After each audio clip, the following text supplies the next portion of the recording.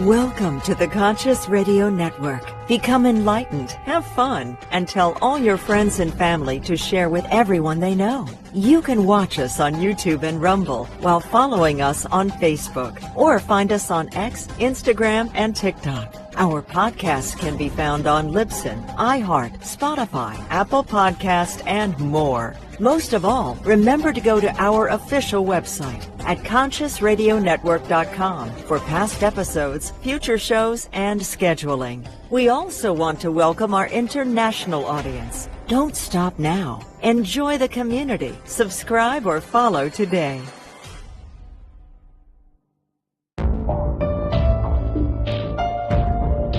This is the Conscious Radio Network.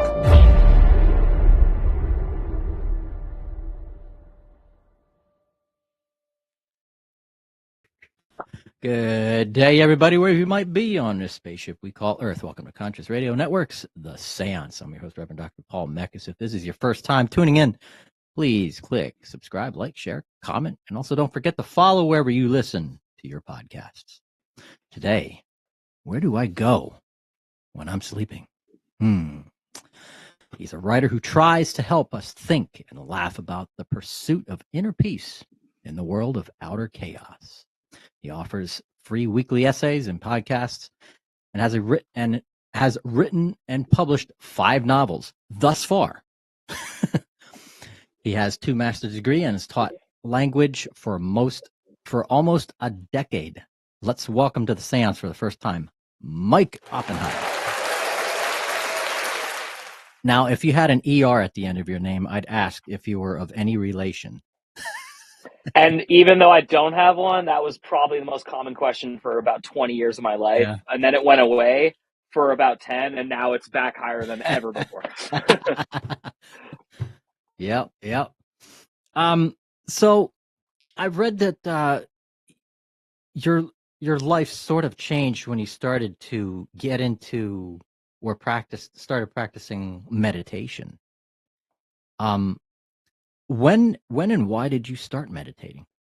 Yeah, so this is kind of like, I guess, interesting to me at least. My parents they're still alive, and they are transcendental meditators, and they learned not only how to do it in the late 60s, like most Beatles fans and other people who knew Maharishi Mahesh Yogi, but they didn't just stop there. They became like full-on teachers, and they are like really deliberately into the idea of meditation. But it's like, as a kid, I just thought it was normal that my parents meditated twice a day, every day. And it was always like at some point in the afternoon around 2:00, it was like, all right, everyone be quiet for 20 to 30 minutes. Mom and dad are going to go meditate. It was just like this, like my brother and I were like, okay, we got to like turn off the TV and be quiet. And it was always like, we get in big trouble if we were loud. And then I got a little older and I started going to friends' houses, and no one's parents meditated. So I started asking my parents, and I found out, oh, we're like weird. Like, well, no one else does this. And then flash forward, so I was, I'm 6, 7, 8 years old when this is happening. And then flash forward to like late 2015, 16, all of a sudden there's mindfulness apps, meditate. And like all these people from my past were like, Mike, don't you meditate? Isn't that like you? Aren't you that? And people were like making fun of me in college. They were like, oh, Mike's going to meditate. And I remember this line, it's a throwaway line in the movie, but for me, it was not a throwaway. The movie The Doors with Val Kilmer, there's a line where Robbie Krieger's leaving early from something. He's their lead guitarist. And either John Densmore or Jim Morrison says, oh, Robbie's got to go meditate. And they're referring to TM. He's doing exactly what my weird parents and I do. So to make this already long story end, my parents taught me as a child how to meditate. And then I stopped when I was like 13 because I was way more interested in fitting in at school, trying pot and stuff like that. So I had a period of 5 or 6 years where I was absolutely not consciously meditating and all that. And then 9/11 happened when I was 18 or 19. And I just felt like this soul crushing anxiety and guilt because I felt alienated by like all my peers were saying like, we got to go kill them. And I was like, well, I can kind of see why people would be angry with this country. Like, I have been reading these history textbooks and I happen to notice, so I'm not saying I side with terrorism and anything close to that. But what I am saying is some sort of like consciousness of like national guilt hit me. And I started meditating again that day, and I've never stopped. And I consider it my bread and butter, my mental health pill, my everything, Yeah. Daily routine. Yeah, exactly. Yeah. Now you've seen the change in consciousness and in What have you seen that uh, doing this kind of routinely? Most people, I mean, I don't know if you recognize it or anything, but do you see that there's, it kind of gives you an outlook of being able to recognize things that you probably maybe wouldn't recognize in daily life through meditation? It's a great question. It would be very hard to give a qualitative or quantitative, like official response to that because I've just been doing it my whole life. I can give Mm. you small external signs from when I first started again. So I wasn't meditating, and then on September 13th, 2001, I instantly started meditating again. I literally didn't get lower than an A or A plus in the rest of school for the next Wow. 7 years. I used to like really just have like this inability to deal with my own anger, and I wasn't like violent. I didn't, but it was like really a problem. And that's the thing it most significantly helps me with is like I still have road rage, but it's like manageable. And it's because I'm able to see myself as the rage. Like it's very easy to view myself, not literally. I'm not like, lucid dreaming or something, but Yeah, yeah. I'm almost always aware of who I am. So if I'm like in an argument with my wife, for example, I like see my own hypocrisy and it helps slow it down. It does not get rid of it. There's no pill for getting mad at I mean, it's like that's life. Like conflict is conflict. But that would be the most significant change I would say is that awareness of the self in the scene. Like it's almost like I'm participating in the movie, but I can't stress this enough. I still have to participate. It's like no matter how much I think like, oh, I finally like cut myself off, that's total BS to me. Like even if you're enlightened, the famous people who talk about that word, which I don't really use, they say before I was enlightened, I chopped wood and carried water. After I got enlightened, I chopped wood and carried water. I see the wisdom in that now. Like I am Mike, and then there's also this weird thing going on. And when I meditate, I stop being Mike, but I'm aware of both Mike and this other thing, and it's like Yeah. interesting. Yeah. Now that kind of then segues into our next question: dreaming. Do you see that there is you know um, a difference between meditation, dreaming, being able to see outside of yourself, um, at yourself? What are your thoughts about dreams? I have so many thoughts about this, and I'll just kind of introduce them. I won't get into articulation, so you can pick if you want any of them to be like more stretched out. But Yeah. one, I think what's really weird about meditation is you're supposedly in a state where you're in a delta state. And when you sleep, you don't hit delta. When you sleep, you hit REM and these two other stages.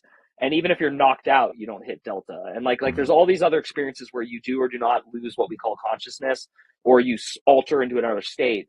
But they don't really understand why the delta waves are coming when they do research on people meditating. And by the way, I should mention most of the research I'm going to be citing, if I do, is from like transcendental meditation, the kind I do, but it's definitely would apply to any forms, in my opinion. Like I don't have a hierarchical judging sense of the form I do. My parents just introduced it to me, and I know how to do it, and it works. So, Yeah. um, with that said, I definitely don't think I've really started paying attention to my dreams, and something I've noticed is I always feel like I'm the person in the dream, but I never see myself, and no one ever like acknowledges fully that I'm Mike, that I'm like the same guy. So even if my dad is in the dream and we're arguing, there's never like a scene in the dream where my dad goes, Mike, stop. Like I've started really trying to pay attention to this. You still think you're Mike because when you wake up, you like have to fill it in and make it make sense. But I'm not convinced when I'm in my dream that I'm actually that person. I'm more convinced that it's supposed to help train me for the fact that like I'm also not this person.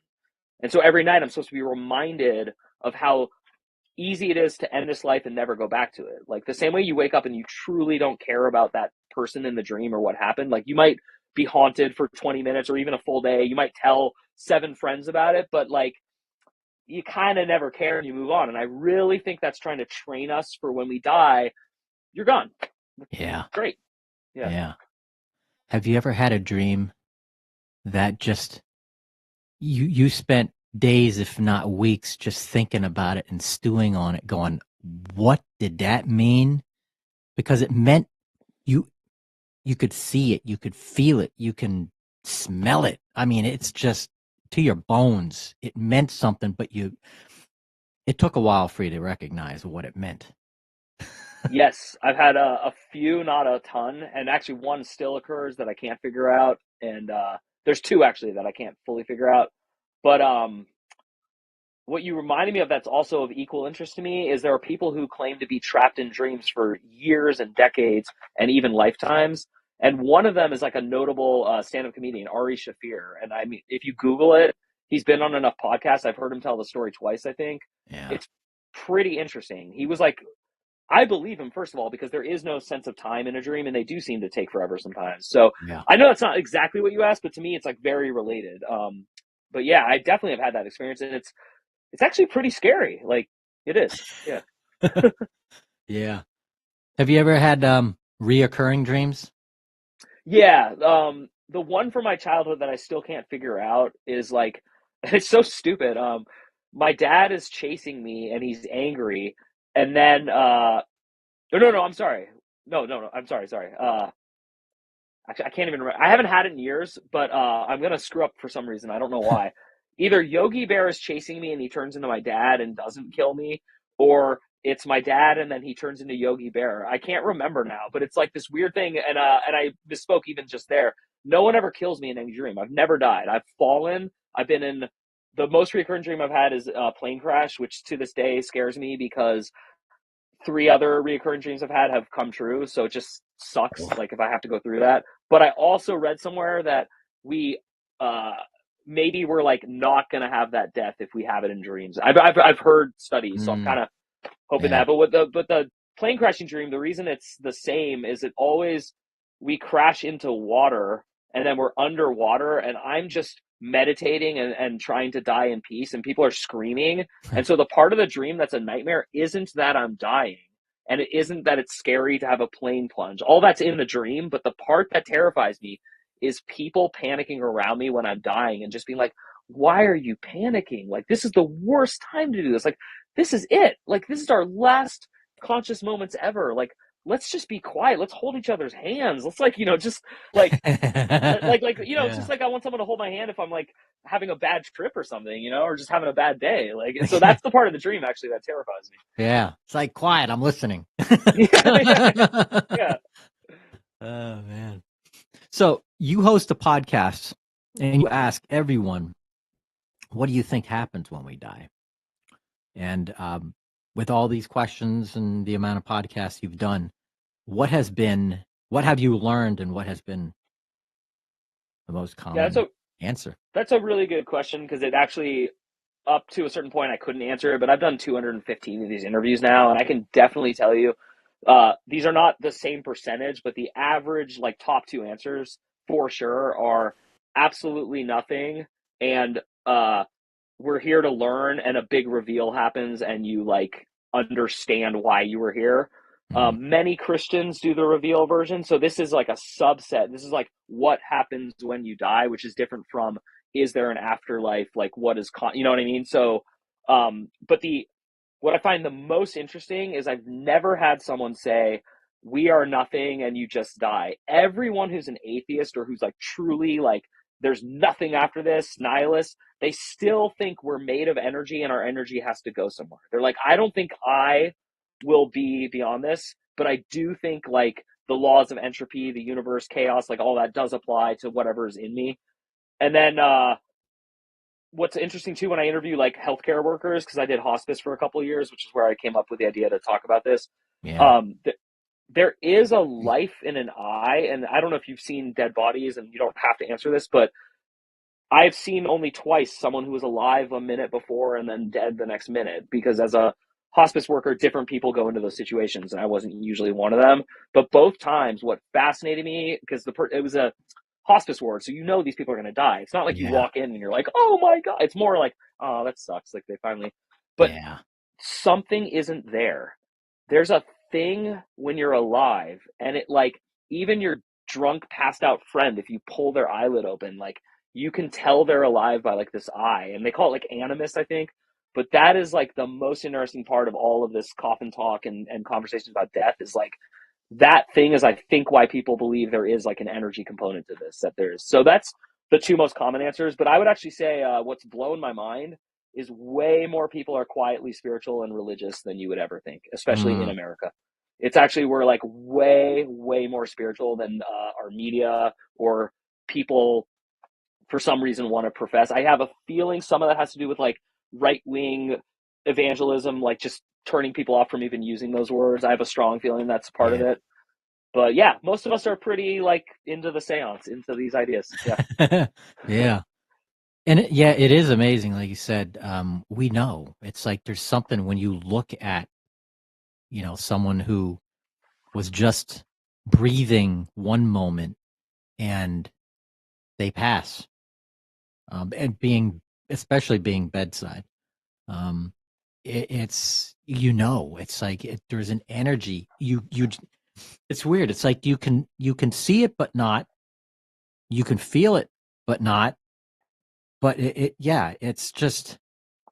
almost like that radar, that internal radar of ours. It's like being in a room. It's like being in a house or a room by yourself, having the feeling that somebody's watching you. Yeah, yeah, It's like yeah, there's yeah, someone here. I know it. I can feel it, but there isn't. yeah. Doesn't mean there ain't anybody there. I've this is like gauche and gross, but it really does apply to this conversation. And I think for the average, especially male listener, it will ring a bell. I wasn't raised religious or Christian, so I had no fear of like sex before marriage or any of these like sin things. But I do remember the first time I like got the urge to touch myself and figure out what that's all about.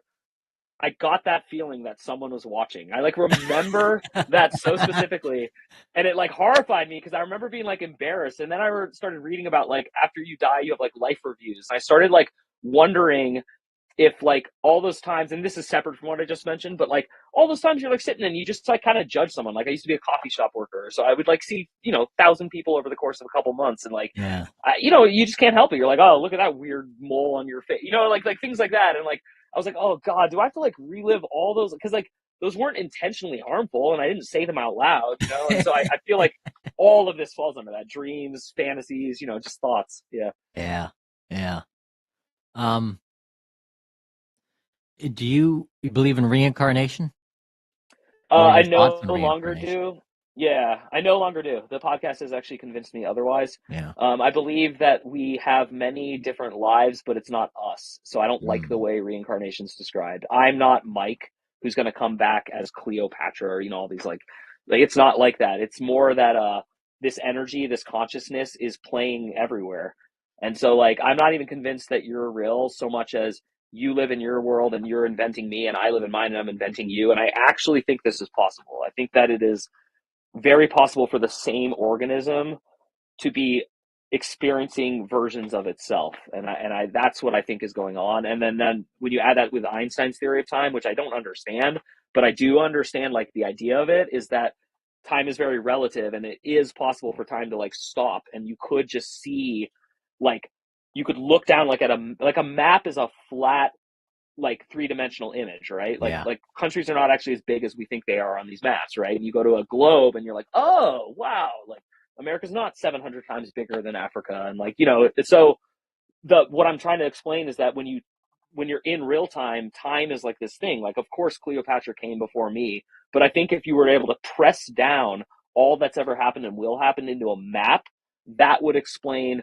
premonition, psychics, and the sense of free will and the sense of predetermination, which by the way is the only Mm. other thing I've gained from this podcast. I believe both are happening at once. I believe we do have free will, but I believe the free will doesn't happen in real time. The free will already happened. Yeah. Yeah. Wow. Hmm. Yeah, sorry. It's a lot. It's interesting because, especially when it comes to like your thought on reincarnation about the energies. It's not us. It's someone, something else. It almost kind of represents the holographic universe theory, or the simulation theory. We Yeah. are all one. Everything is all one, manifesting itself in many, many different ways. Um, but that's another Like, yeah, yeah. podcast. So I want to ask you this because it's like related, but someone made me think about this the other day, and I hadn't thought about it in a very long time. But we always go through life as like the protagonist, like we're the hero, and there's obstacles in our way and stuff. But Yeah. has it ever occurred to you in like real time that you're someone else's villain? Like, do you have it ever occurred to you that like in order for life to work out with conflict the way it does, you kind of have to be a total a-hole to someone. Like there's this weird thing going on. Yeah. There is this, I feel that every now and then in certain situations, there's this duality that's happening is I'm playing the villain, but I'm also the good guy it's at the same yes. time. Yeah. Yeah.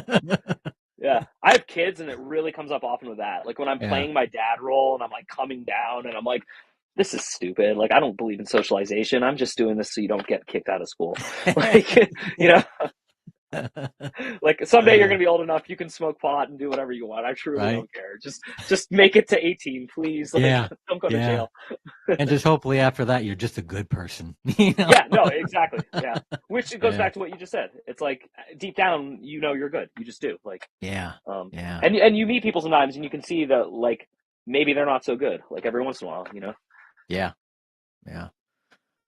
What has been the most profound discussion that you've had on your podcast? Oh, it's by far, it's not even close. It's episode like 56, I think. I cite this guy everywhere I can go. It's this guy, Christian Sundberg, and he claims to have prenatal memories. He claims to remember where he was before he chose this life and before he chose a different one where he opted out and was a miscarriage. Wow. And so he talks about being in the womb when he decided to opt out, and then he had to watch the mom and the dad like throw away like things they made for the baby, and he just felt like so guilty. And then he got like coached by someone, and they're like, "You got to go back. You got to go back." And he's like, "I don't want to." And then he said he remembers coming back into this life, just being like, "No," because this is a heavy place, is the word he uses. It's not bad, but the gravity is literally heavy, and we're spiritual, like light, and like we're not of this material. So when you go into a human body, it's like the equivalent of like someone just forcing you in a sack and plunging you underwater and being like, "Stay down there." Like, Yeah. it's like no one wants to be here. No one. You don't, I don't. That's why people use drugs. That's why people chase sex, because like these moments of like literal orgasms and stuff are literally a moment where you're like completely devoid of who you are. And, you know, you could be in any situation when you're experiencing that level of pleasure, and heroin can give you a similar, you know, I'm not specifying one thing, but, and also like the flow state, like you're a very creative person. Like you know, when you're in flow state, it's like unreal. Like you come out of it and you're just like, what? Like, where was I? You know? And and that's why I think a lot of addicts, you know, when they quit doing drugs, they become like amazing, prolific writers or performers and stuff, because that's like you're chasing that feeling here. So this guy, Christian Sundberg, just to wrap it up, the reason it changed my life is most people who have fantastic stories also have a fantastic personality and something to sell you.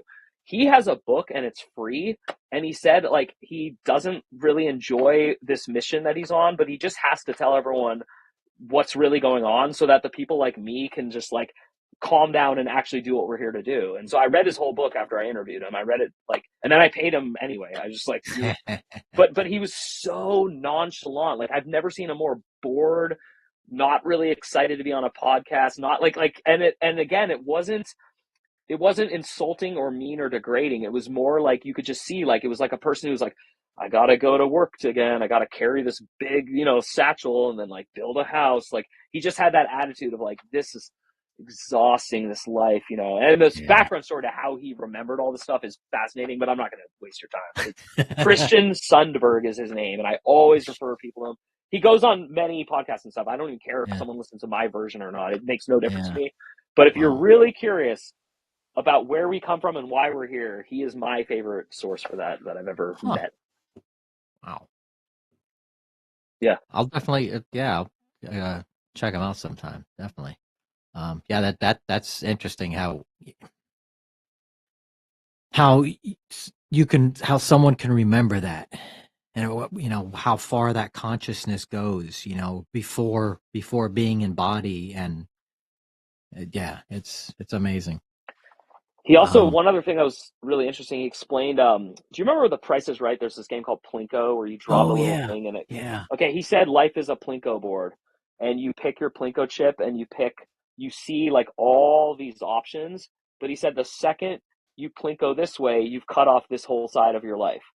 So like the potential at your birth is like really wide. Like you've picked the widest potential possible for that journey, you know, like, because if you're like a white guy, you're not going to be able to do things that a black woman could do, you know what I mean? Like there's like Yeah. realistic decisions you're making beforehand, like think Dungeons and Dragons, you're making your character, you know, and you can give yourself like this much whatever. But the point is, what he told me that was fascinating is like once you start zigging and zagging, like there's no going back. Like the momentum of the journey in life is really that severe. So like you can you can't screw up because ahead of time you agreed to the Plinko board, so you're not screwing anything up. But like you could exit way early, you could exit at the very end, you could exit badly, you could exit well.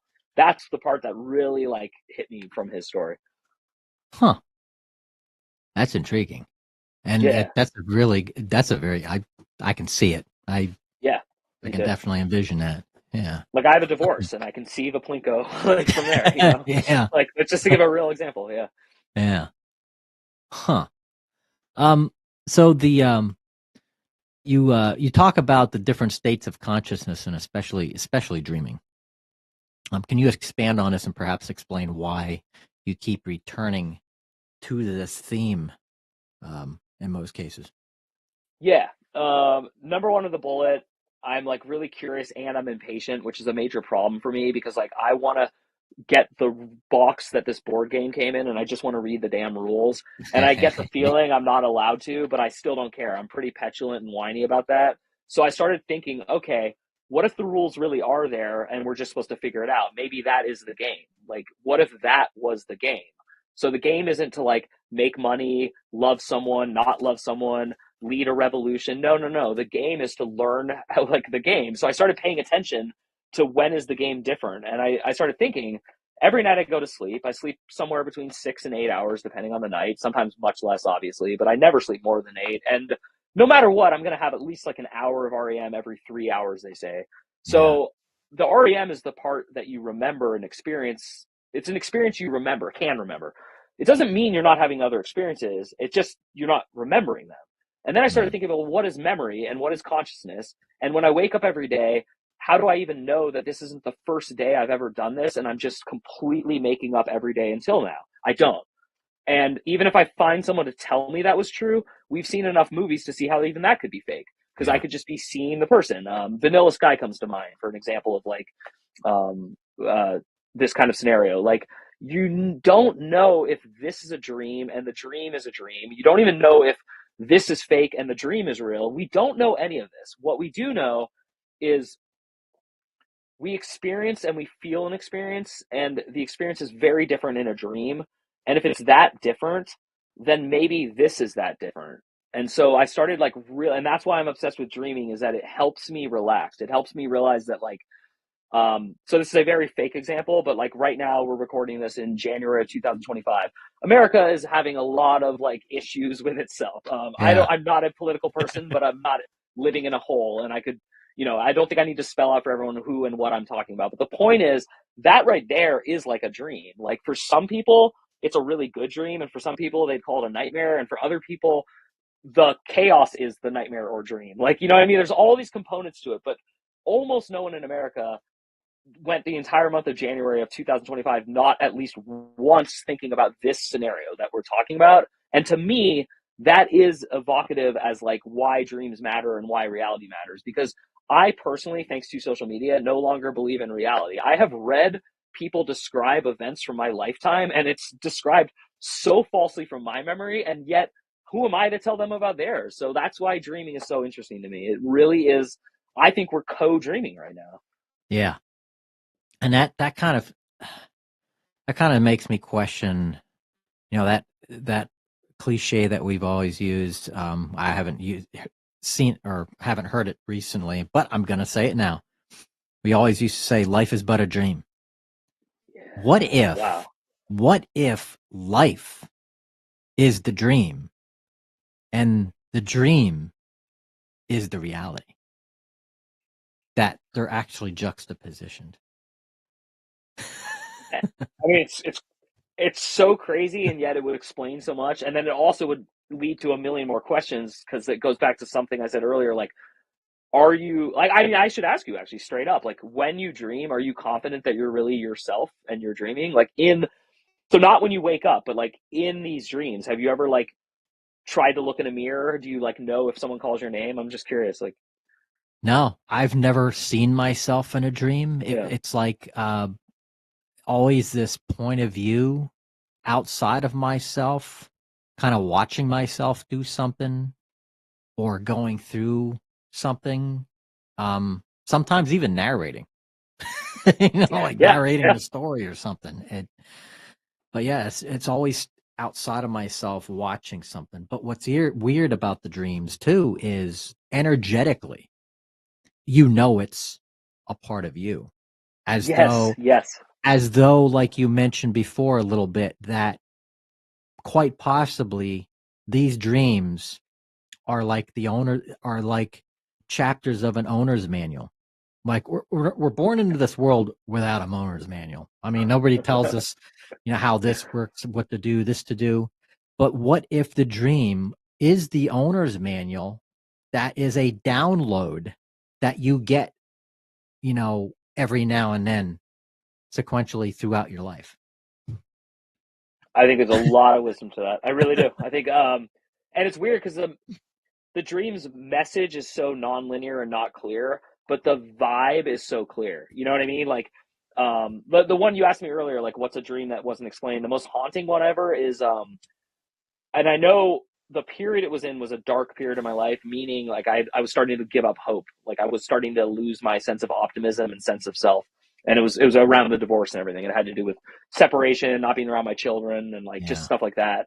And I had this dream where I was in charge of babysitting my nieces, my brother, my only siblings, daughters, and they were hanging out at the Metropolitan Museum of something in like Queens, New York.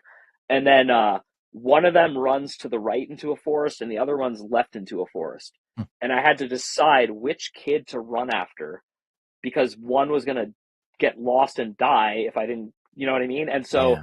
I went and I had to decide who to chase. And it was like choosing between these two nieces that I love equally. There's no way. So in the dream, I end up going for the older one because my rationale is she's going to help me find the younger one. And then Mm, we eventually do find the younger one and she's dead. And I woke up and it was like, I had to call my brother.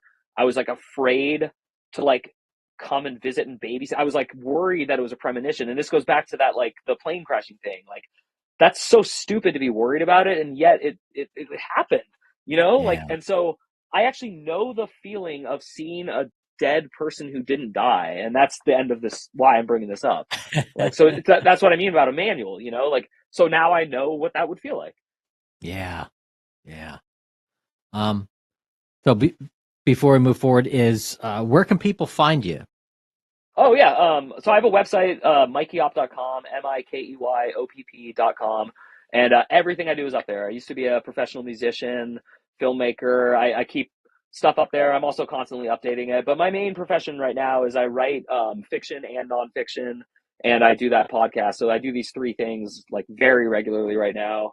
And what's weird though is most of my life I was self obsessed and just wanting to like make it because I wanted like whatever that dream was. And then something happened in my 40s, and now I'm just like really actually enjoying life and just enjoying making all this stuff. So it's like interesting because I come on these podcasts or I do, meet people, and there's like this call to action thing, and it feels like corny, but it also feels like real now. It's like a weird moment in my life. So I would like people to go there, but I also just want to mention that like meeting you and talking to you is actually important and profound now. Like I see something like deeper about why I'm living life. Like Yeah. I just love being alone so much, and I have to fight that so often to like, because when I meet people, I feel so much better. Like the rest of my day, I will be thinking differently because we met, you know?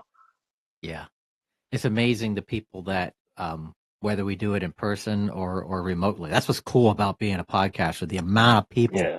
that you meet around the world it's amazing. It's just, and you never know what type of, you know, business relationship or professional relationship you can establish. It opens up so many doors, compared to somebody who's a couch potato and just plays games during the day. Yeah. You Yeah. know, it's Totally. crazy. Yeah.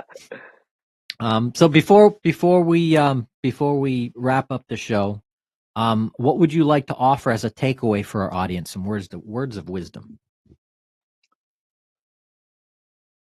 There's no one way to meditate, but there's a lot of ways to fake meditate, and there's a lot of people out there telling you that those count. And I'm not saying this from a sanctimonious side, I'm saying it from a loving side. If you're gonna take time for yourself and meditate, really make sure you're meditating, because there's a lack of spiritual components. There's a lack of spirituality, specifically in Western culture, that is detrimental at this point, and it has come from skepticism, which is healthy, but we have an imbalance, and meditation will restore that. It will help you relax and remember that you're you, and you can only really control nothing, but you can witness and observe and be yourself. And so when you ask, like, what wisdom could I share, the wisdom I would share is, no, like, journaling doesn't always count as meditating, and taking a walk doesn't always count, and neither does sitting down and going. What counts as meditating is the intention to not be you, and that's like a really important. Like, we spend a lot of time now with the internet and all this stuff being me, and you, and like this. It's not actually that healthy for us. I think meditation was designed, and there's many forms, like I said, to help you just spend a little time every day doing what we just spent the whole time talking about, which is not being you and just letting those thoughts come in, and not controlling thoughts is really important, which is flow state. So Yeah. And meditation can go both ways. It could be, a lot of people are thinking, it's to, to move inward. But at the same time, I've also used meditation to move outward. It's the ebb and flow of energy. It depends on where it depends. And like you said, it's all about the intent. What is it? What do you want meditation to do for you? And there's one other quote that I just remembered as you said that, which is really powerful for me. Praying is talking to God. Meditation is listening to God. And I think that's the other thing we're all not doing so well right now. You're not like this, but listening, just not thinking, what are you going to say in response?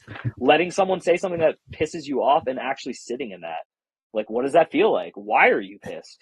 Anger management's not easy, but that's a huge component of it, is actually letting yourself be angry, but not doing something. It's the reactions that meditation is training us with. And I've noticed that is a big problem. I hear people talk about it every day, is nobody wants to stop and listen. They don't want to listen. They just want to talk and talk and talk and talk and talk. They don't want to sit back and actually observe and listen. And then sit back, sleep on it for a little bit, and then work with the information. So totally. Yeah. Mike, thank you. Blessings. Namaste, my friend. Thank you for your time. Right back at you. And everybody definitely go check out Mike Oppenheim's podcast. Check out his books. Check out his work. And And Mike, let us know when the next book comes out, the next big thing. You planning on traveling anytime soon? Not anytime soon, because I got remarried and I got 2 young kids, so I'm in back where I used to be, which is changing diapers and stuff. So the travel plans will be stretched thin for a while, but I am actually, what you said is really accurate. Through podcasting and meeting people across the country, the world, I do feel like I travel sometimes. So, and it can open up the door for somebody to pay you to travel. That's right. Yeah, that's awesome. That's what I'm waiting for. Yeah. Heck yeah. Cool. Mike, blessings again, my friend. Thank you so much. Thank you so much. Thank you so much. This was really a pleasure. Thank you. You're very, very, very welcome. Thank you, everybody, for watching The Seance. And until next time, we'll see you then.